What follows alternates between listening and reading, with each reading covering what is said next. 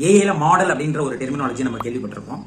மாடல்னா என்ன? இப்போ for example ஒரு ஹவுஸோட சைஸ், அந்த ஹவுஸ்ல உள்ள number of rooms and other accessories, அதுக்கப்புறம் அந்த ஹவுஸ் இருக்கக்கூடிய லொகேஷன், இதெல்லாம் பேஸ் பண்ணி அந்த ஹவுஸுக்கு ஒரு பிரைஸை ஃபிக்ஸ் பண்றோம் இல்லையா? ஸோ இந்த இன்ஃபர்மேஷன் எல்லாமே டேட்டா செட், அதெல்லாம் எம்பிரிக்கலா ரிலேட் பண்ணக்கூடிய ஃபார்முலா தான் மாடல் அப்படின்னு சொல்லுவோம். ஒரு மாடல் ரொம்ப ரொம்ப சிம்பிளா இருந்ததுன்னா அதால சரியான ப்ரெடிக்ஷன் கொடுக்க முடியாது. ஸோ அது வந்து what we call as under fitting model.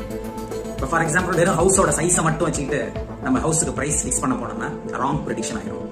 Over fitting மாடல்னா அந்த மாடல் வந்து ரொம்ப ரொம்ப காம்ப்ளெக்ஸான மாடல். அது ரிக்வயர்டு டேட்டா, ஹவுஸோட சைஸ், நம்பர் ஆஃப் ரூம்ஸ் இந்த ஹவுஸ், லொகேஷன், இதெல்லாம் தவிர இன்னும் ஏகப்பட்ட பேராமீட்டர் அதுக்கு கொடுத்து அது கன்ஃபியூஸ் ஆகி போய் சரியா ப்ரெடிக்ஷன் பண்ண முடியாத ஒரு சூழ்நிலைக்கு போயிடும். அது வந்து ஓவர் ஃபிட்டிங் மாடல்னு சொல்லுவோம். ஸோ நம்மளுக்கு தேவை பேலன்ஸ்டு மாடல்.